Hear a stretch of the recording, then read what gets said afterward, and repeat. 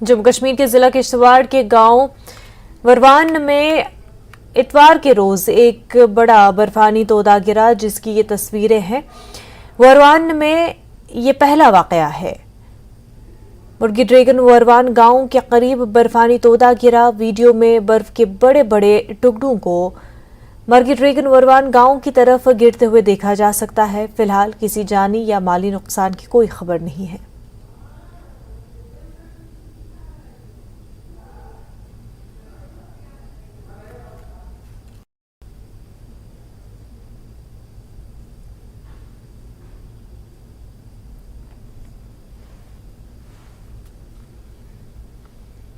Himachal Pradesh BJP इकाई के Reasi general secretary Trilok Jamwal और साबिक एमपी सुरेश चंदेल ने सीमेंट तनाजे के मामले में हुकूमत पर हमला किया है। उन्होंने कहा कि कांग्रेस हुकूमत बिलासपुर और सोलन अजला में जारी सीमेंट तनाजे को हल करने में नाकाम रही है।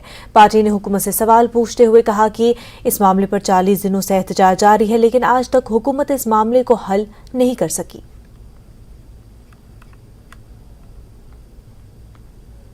जो है वो बहुत ही निराशाजनक है।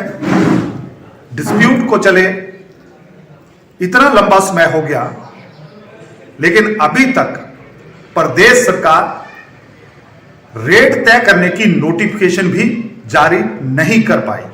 प्रदेश सरकार, ये मेरा आरोप है कि ऑपरेटरों को डिवाइड कर इस इशू को अलग तरीके से सॉल्व करने का प्रयास कर रही है। दूसरे, प्रदेश सरकार बताए कि इतने लंबे टाइम से डिस्प्यूट चल रहा है, अभी तक क्या क्या किया। मेरा आरोप है कि प्रदेश सरकार सिर्फ डिवाइड एंड रूल, एक नोटिफिकेशन तक जारी नहीं हो रही कि कितना रेट तय होगा, जो कि एक बहुत छोटा सा काम है। इसलिए मैं प्रदेश सरकार से और सम्माननीय मुख्यमंत्री जी से दोबारा यह पुनः आग्रह करना चाहता हूं कि स्वयं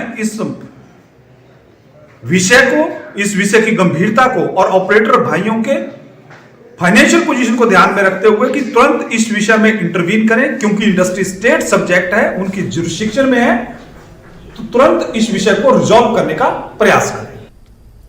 बर्फबारी के बाद पूरी लाहौल घाटी इन दिनों शदीद सर्दी से गुजर रही है। यहाँ दर्जे हरारत -20 से -21 डिग्री सेल्सियस तक पहुंच जा रहा है।